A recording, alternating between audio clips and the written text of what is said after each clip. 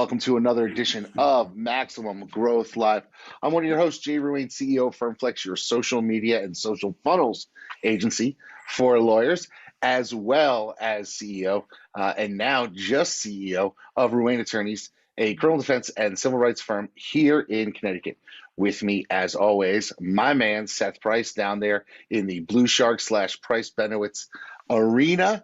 He is the founder, one of the two founders of Price Benowitz, your DC, Maryland, Virginia, and South Carolina law firms, as well as one of the founders of Blue Shark Digital, SEO for lawyers, with hundreds and hundreds of clients all over the great United States of America. As always, we are here every Thursday live on Maximum Growth Live, where we talk all about how to grow your firm. And as we enter the last few weeks of 2021, some people are excited to see it leave. Some people are excited for a brand new year. And Seth, first thing I gotta ask you, as always, how's your week going? Week's going okay. We made it through Thanksgiving, both sets of grandparents in the house under one roof, and no need for law enforcement. So I take that as a win. Well, that's good. I'm actually doing our second Thanksgiving this coming Saturday. We'll be going to cut down our Christmas tree with my wife's side of the family, and instead of the normal pizza joint that we usually go to, we've decided that we're going to have a whole nother Thanksgiving with that whole side of the family. So my you did Thanksgiving, not bring them together. You kept them separate but equal. Separate but equal. Yes, absolutely. My mother-in-law and her boyfriend were down in Florida, like we talked a little bit last week, for the closing of the High Life Renaissance. So it's our first opportunity to really get everybody together. So we're looking about it, and it brings up a point I was reading online, and I wanted to talk to you about it because I think it's something that is something worth considering, right? And the question is, would you go back now? And this is the context for the question. It is the end of 2021, despite the fact that we've got Omicron, whatever you want to call it, coming up next. I look back on my firm and where we sit today, and I look back at our numbers and how we were functioning in February of 2020, right? It's all these. We've been in like this pause for forever, and I'm wondering to myself, and I'm wondering how you would answer this question, given what you know now. Would you go back? Absolutely. We were on a trajectory. Like, there was a lot of positives. There was just, I want to say, more certainty. We were on a great track. That said, I can't say that it's not like a everything or nothing. Huge improvements. We've talked through half of them on the show. We've done things that have brought in diversity from international help. We've looked at profitability. We took a deep breath and took a stock of what we're doing, all of which I hope we would have done some of those things had it not been for the virus, but we were fat and happy and rolling when this thing hit. And it was, we were an embarrassment of riches. Again, after some humbling time and some nice PPP money, I feel like we are not hurting in any way. And we probably are going to hit revenue numbers that are higher than we had before. But had this not hit, I think we would have been even further along, and certainly without the pain and uncertainty and awful loss of life that we've seen over the last couple of years. Yeah, for me, we're in a situation where, how do I say this? We were in a good place revenue-wise prior to COVID. We had some of our best weeks ever, but I think we were sort of stunted in our growth in the old ways. Not that we hadn't, we had some legacy employees that had been with us for a while that have left on their own accord during COVID for a number of different reasons. That may or may not have happened without COVID, but I think we really positioned ourselves well. So I don't think I would necessarily go back. I'd love to get back to the revenue. We're not there yet. We had a terrible third quarter. That's what I was answering, right. Which was, we were seeing numbers. And again, I think we are now at or above, but we would have been with 2 years of knowing everything we know and building and growing. It definitely was not an advantage. Blue Shark certainly did well. So personally, net, where am I? I think that, a little yin yang, but, more eyes on digital.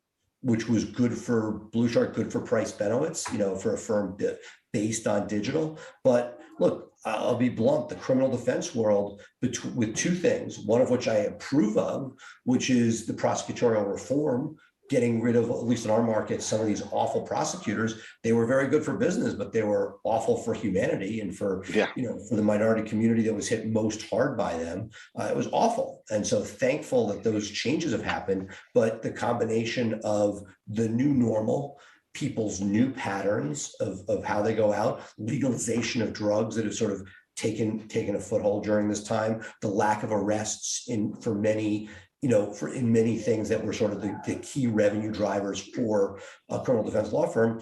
I think it's probably good for society, but certainly not positive as far as revenue and growth of a criminal defense firm. No, it definitely has. And one of the things that I was happy about, is that we did diversify, a few years ago and started getting to civil rights work, and the case resolution values that we're seeing there are a little higher, because you can walk into a pretrial and you're not getting what you were getting years ago, that everybody loves the police. Now it's not necessarily as easy for the police departments to get away with some of their scurrilous behavior, and you've got magistrates and judges saying, hey, this may not fare so well if it goes the distance. So that sort of has helped us. But if we could solve the revenue issue, and I think we're getting there. We're getting there. I mean, I understand, but the quick clearly goes to the point that you didn't have a revenue issue 2 years ago, right? And you do now. So again, we talked a lot on the show about diversity, and I'm glad that you diversified into civil rights.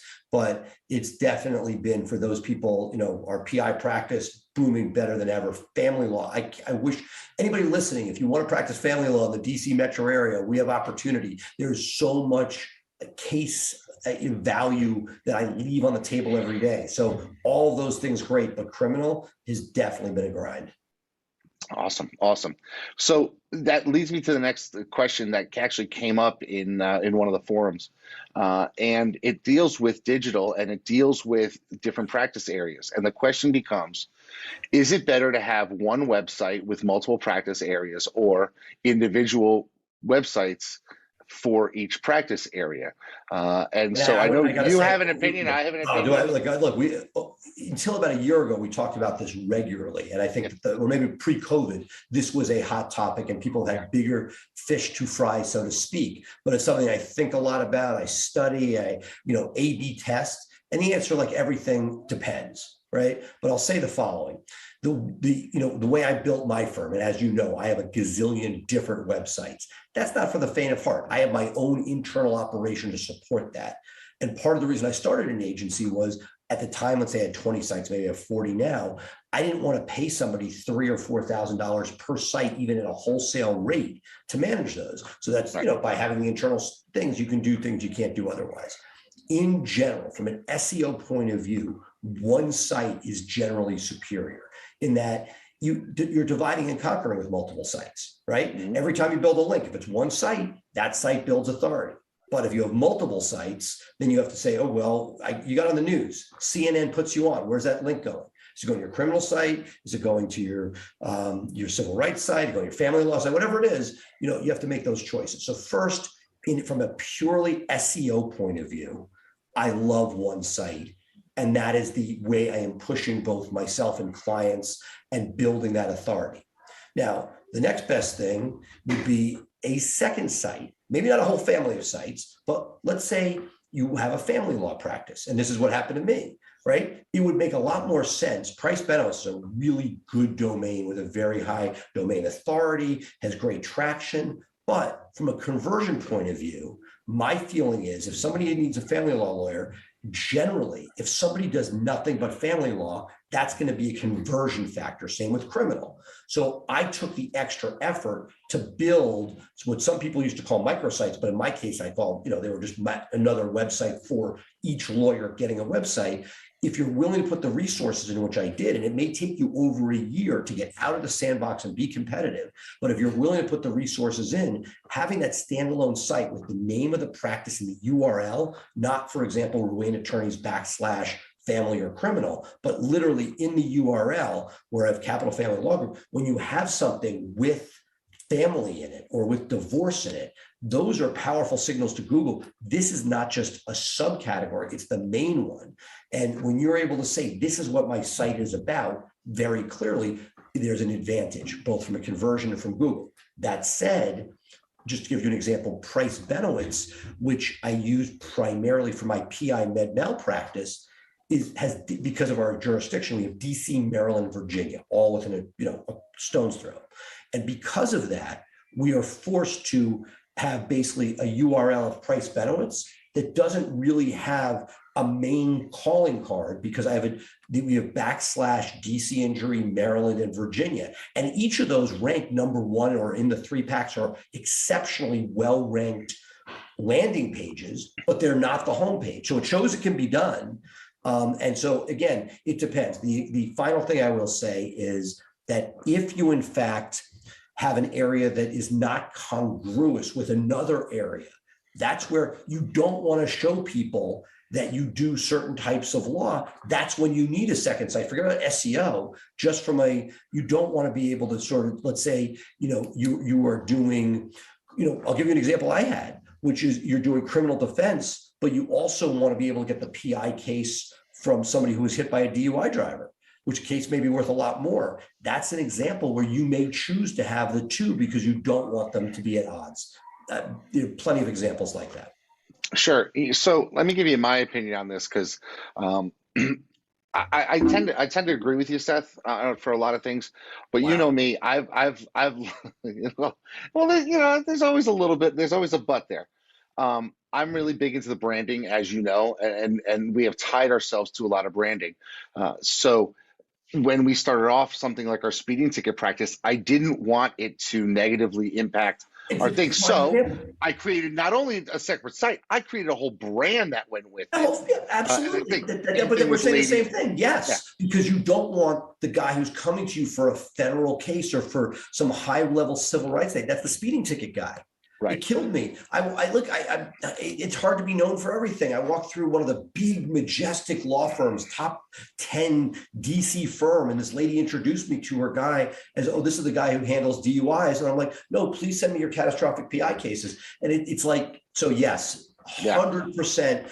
And look, but as you know, it takes a lot less to win traffic tickets than if you were going for car accidents. Oh, absolutely. And because of that, when you're going for something that doesn't going to take that much love, that's where the separate site has less of an SEO cost, because just by putting some content on, even though you don't fancy yourself an SEO, you were able to get real results. And by branding that name and getting that name, you didn't know this at the time perhaps, but that the GMB, the Google My Business component, popped because those terms work. And when they just, I'm going to pivot to an episode of the SEO Insider. I can't remember if we simulcast it with Darren Shaw. He does an annual rankings of what's working and what's not working in local SEO and local search. And I think very top of the list, it wasn't one, it was two, was keywords in the brand name. So by doing that, you fell into something where how many people are fighting for speeding tickets? I'm sure there are a few,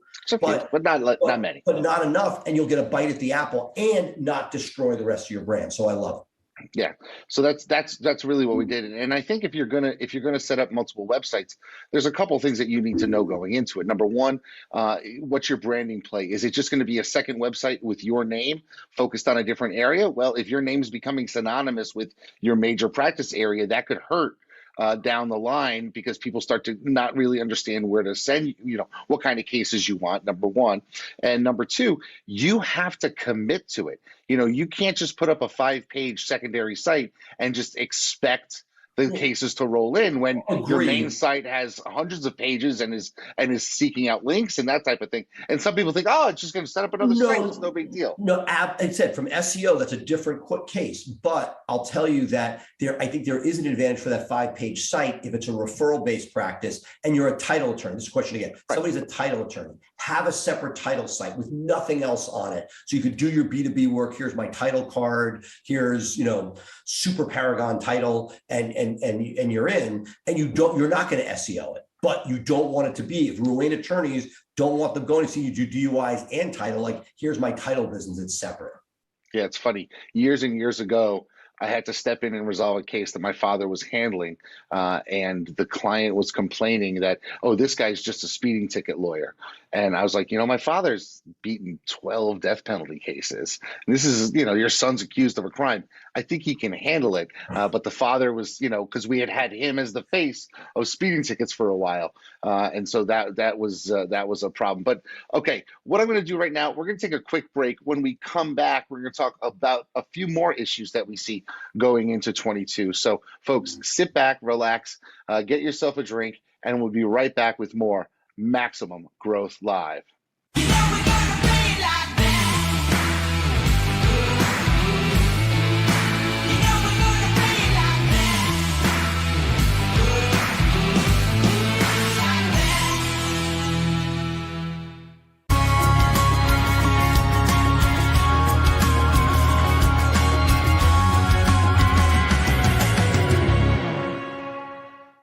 Hi, I'm Jay from FirmFlex, and I want to let you in on a foolproof way to drive viable clients through your door via social media, using a social funnel. You see, social media is a different type of marketing, and using the wrong methods won't land you clients. It will turn people off to your brand. But there's a way to get those clients to opt in, learn more about you, learn why you are great, and then want to contact you, whether you handle trust and estates, or family law, or personal injury, or any other type of law. And that's using a multiple-stepped funnel that delivers the right message at the right time. You can get that message with a FirmFlex social funnel. A FirmFlex social funnel is the way to drive qualified leads into your client base. Our funnel program gives you the ultimate control over your new client funnel. We design, implement, and set up all the triggers for a multi-step funnel, bringing attention to your brand and slowly warming potential clients from cold to red hot and ready to engage. And the best part is, you can start the whole process right online. Visit getfirmflex.com today.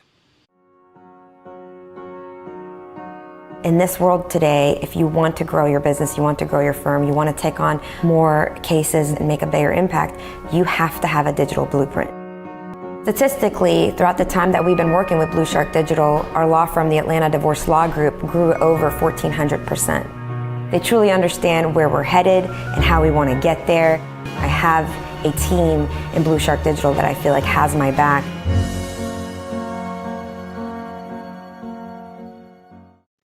And we're back with more Maximum Growth Live. Seth, I want to talk to you. It's now December. We only have a few weeks left in the year, and a lot of us are looking towards a good 2022. We've been limping through the last couple of years, but 2022 is going to be my year, right? So, tactically, to grow my firm, is there an area where you think that a person should be focusing on in December, right, to set you up for great growth in 2022? Oh, it's interesting. I thought you were going somewhere else with this. I thought you were going to discuss like cutting expenses. We'll do that next. Okay. So where to go for growth? Look, I think it's consistent with what we're talking about. I don't think you do for myself, I've looked introspectively during 2021 and continued to cut. And I know I have one or two cuts left to make. There are areas I want to expand in, and it's tough. And it's two steps forward, one step back. We're doing well. We've made a bunch of hires, and then somebody gets sick within division that's helping us with hires. And it's putting your map in place of where you want to be. And I think strategically doing that. And you know what? I'll take a page out of the John Morgan playbook, which is the big, hairy, audacious goals. Having some of those. I have, I've been noodling around and talking to you offline about, a business concept that an underserved area in my mind that I think is good. And it's sort of like, what can you do that will move the needle forward? And I don't think it's because it's December. I mean, you could do it any time, but it's taking stock of where you are coming from and where you are heading to. That December is a great time to sort of, use as reflection as well as planning. Yeah, for me, December has always triggered a few things. And one is sort of trying to get my feet underneath me to go in to start the new year really strong. And one of the things that I like to do in December is look back on the people who've referred us cases over the course of this year. And so what I do is we have a spreadsheet. I have one of my assistants make sure they get all the phone numbers of those people, and I'll just dial every day and leave voicemail messages for people. Hey, just want to thank you. I'll admit it. There's a company out there called Slide Dial, which allows me to connect directly to somebody's voicemail and not necessarily get them to pick up. So it's a trick out there for people in the audience. Slide Dial. I think it's 267 SLYDIAL, and then you input their number and it goes right to their voicemail.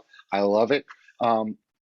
But I want to reestablish those connections with people in December, and then that way I can make sure to sort of keep those referrals coming in the first part of the year, because it's too easy for us to sort of refuse to admit the success that other people have played, the part that other people have played in our success. And it's a great time to sort of reflect, as you're stopping off at holiday parties and the like, you see a lot of people, and establishing those personal connections, I think, can drive business your way in the following year. I think that's what we saw decimated during COVID when you weren't out, the referral business. And look, you made more money. Part of the reason I think you stayed in the game at the courthouses as long as you did was the serendipity and sort of that X factor that helped build your practice. Despite non-exceptional SEO, you still had a killer freaking practice. And part of that was you were larger than life. You were at the courthouse. Yeah. You went to bar events and had a booth. You did stuff outside the box. People loved you and connected with you. That was much, much harder. And I think we saw that the people that had referral-based practices really suffered during COVID. Yeah, and the other thing I do that you actually suggested on one of our very first shows is I use December as what I call cut month. And so what I'll do is I'll take my October, November, December Amex bills, and I'll go through and I'll look for every single recurring transaction. And I'll look at every vendor that I can, maybe negotiate with. And we'll start to see, if I signed for some software that I'm not really getting the best use out of, let's cut that. And what can we do to sort of, reevaluate our cell phone plans and our internet plans and all of those little things. One year, we realized we had cable TV going into all the offices, and we got a YouTube TV. So, well, at one point it was Sling, but a YouTube TV subscription and some streaming sticks. And that was a lot cheaper than having cable TV running into all of our different offices. And so it's things like that where you can identify, hey, I'm saving $1,000 here. Then it's $1,500. Next thing you know, and inevitably we find that we're saving ourselves anywhere between $2,000 and $7,000 a month sometimes, because we've been able to be aggressively cutting things. You suggested a great idea early on in one of our shows to swap out the credit cards and say no new charges, and then see what was hitting, because some of these things, unfortunately, are you pay once a year for a subscription, and then next November it hits and you didn't cancel it, and now you've gone 2 years paying for something you're not really using.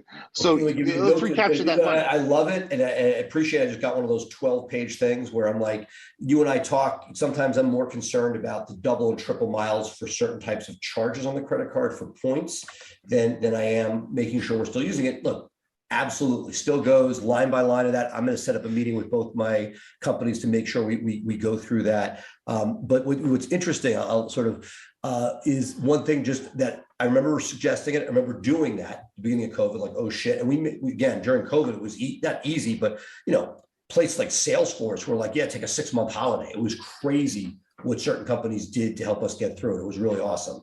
And those are companies you're not going to forget. But one of the things that, just to note to self, when you cut the credit card, if that's what you're doing, note that if you have anything set up through PayPal, that's a hole in my plan. And I was like, how am I still paying for this? And it was because PayPal just gets the new credit card and keeps going. It doesn't. So just check what's on a recurring PayPal if you use that. I had a couple things there, and I was like, oh yeah, I'm still paying for that.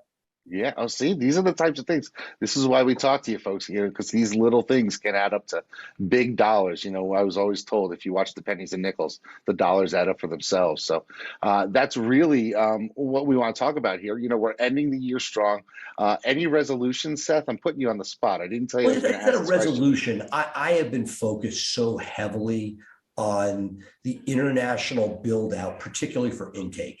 It was humbling in the sense of when you lose 4 people that you didn't want to lose, and you realize the economics have just changed.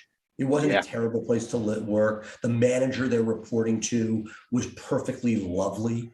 They lost the esprit de corps of coming to the office, but when wages went up 30% and there's no buzzer going off to let you know that, and you don't have an A+ manager, but you have a B+ manager who manages but doesn't have the wherewithal to raise his hand and say, dude, this is not just a coincidence, you need to change things with that. So that's I would like to figure out how to scale that to me there is something there.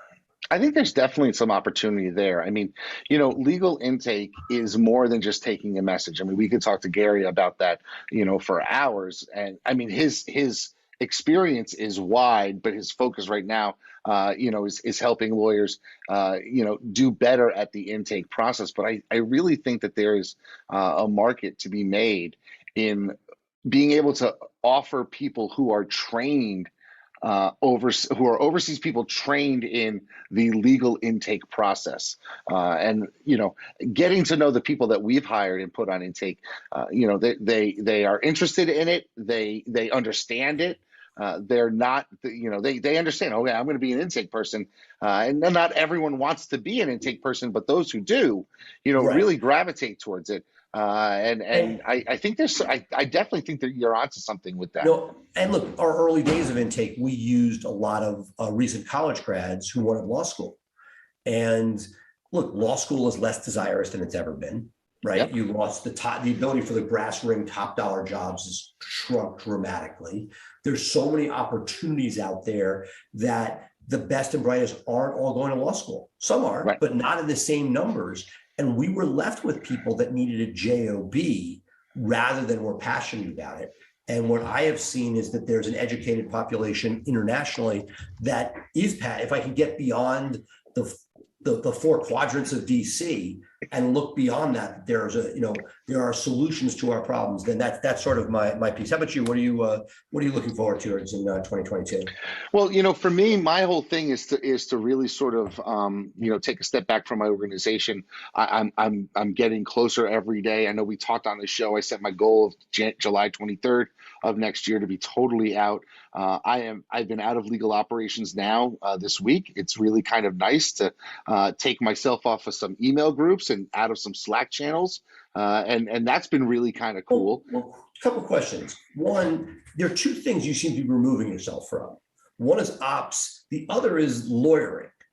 And it's not, to a certain extent, it's not like you're saying, hey, I'm going to pull myself out of lawyering, let me still dabble with this. But is some of what you're doing the equivalent of sort of the cleanup that was done during COVID, which was, you'll do the cases you want to do if they're higher profile. If the delta between you and a different practitioner that you could train isn't that much different, why are you schlepping to court with the briefcase? And then on the flip side, were you at the point where you had too many direct reports, where you could actually, like what I've seen for myself, and I'll conclude with this thought, which is I realized both, it was more being hit over the head with this, that I'm not particularly good or patient. The ADHD and impatience has grown with age, and that I no longer can easily communicate with people. We had a situation I may have referred to on the show where I was like, I had a direct report that was a random salesperson at Blue Shark, outside of the ones that most of the people on the show know.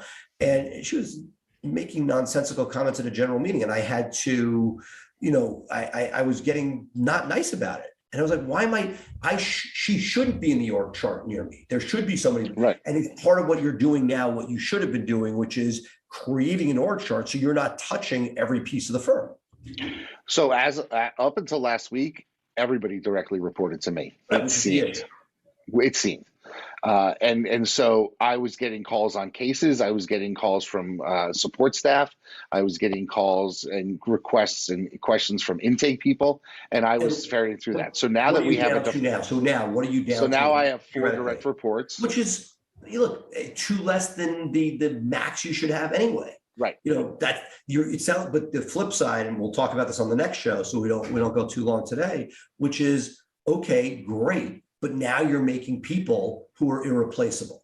I mean, again, I know with systems that shouldn't be the case, but okay, great. You're now saying, I'm not doing this. Short of you parachuting in, what do you do when one of your top deputies leave? It's something we've talked about in my cases, but sort of using this as a case study. Okay, great. You're doing what you should be doing. You got your direct reports down. But if each of these guys starts functioning on all cylinders, and 9-12 months from now, one of these guys, for whatever reason, isn't there, how is that going to upset your ability to execute your plan?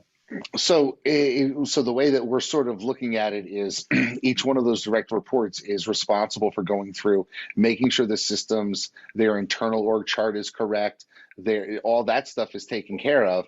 And so, God forbid, we're in a situation, whoever is next into that spot would have a playbook to run from. So it's like the New England Patriots, right? The offensive coordinator isn't there. Well, the quarterback and the entire offensive, offense has a playbook to work from. Somebody may be sitting in the booth, and it may be the quarterback's coach who is calling the plays this week because the offensive coordinator has COVID, but we have the same playbook that we're working off of. Yeah, that's the theory that we're working. We will see. To me, look, better than most people because of your dedication to systems. But that question is, as you are stepping back, how much weight will go on to each of these people?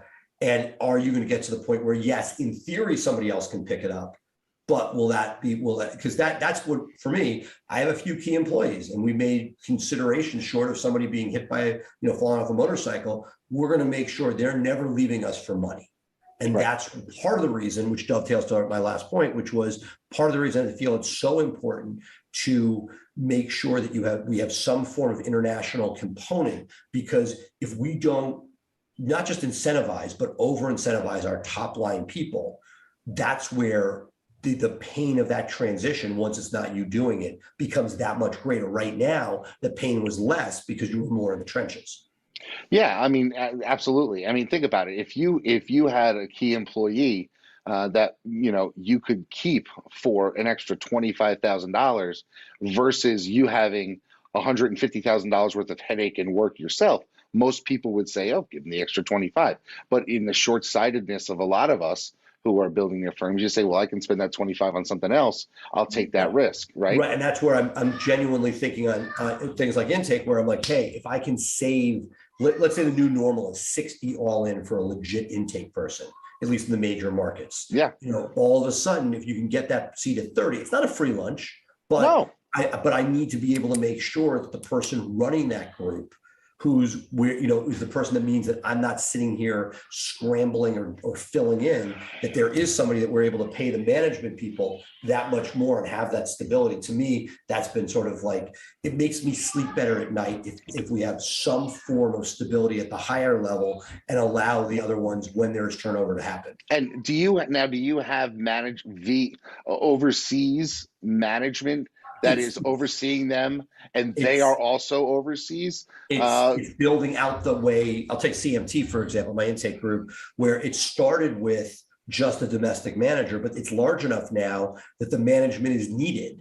And then we give this opportunity to promote people from there, where we're allowing somebody to be promoted as a team lead on one end, and then somebody else who's an Argentinian Jay who loves systems and loves making things more efficient, and allowing them to say, hey, this has made my life a lot more efficient. Let's roll. We're like, yes, let's do it, and roll that out for the rest of the team. Awesome. I love it. All right. Well, we've been babbling long enough, and these people have other things to do, even though they love spending their time with us. So what we're going to do is we're going to call it a day today. But of course, if you want to catch up with Seth, you can always find him on his SEO Insider Show. Great stuff there every week that he's putting out there. So really sort of connecting with all the movers and shakers and the thought makers in the digital space. And it's a great way for you to learn a little bit more about these things that vendors will come and talk to you about. And of course, with me, if you want to know more about systems, systems, you can certainly join my Systemizing Your Law Firm for Growth Facebook group. You know, it's interesting. This week we actually had a brand new employee on Monday go home and test positive for COVID, vax and boosted, and got a Delta breakthrough. So we had to put our COVID policy back into effect, which I was able to copy and paste and share to everybody in the group. So, you know, we're still navigating the next normal. Who knows what 2021 will bring, but we're going to be here with you through it, folks. And we hope you join us every week here live on Maximum Growth Live, every week here, Thursday, 3 p.m. Eastern, 12 p.m. Pacific, and of course syndicated through Maximum Lawyer Media on the Maximum Lawyer podcast as well. So that's going to do it for us for now. Seth, any final words? Have a great rest of the week, and see you next week. See you next week, folks. Bye for now.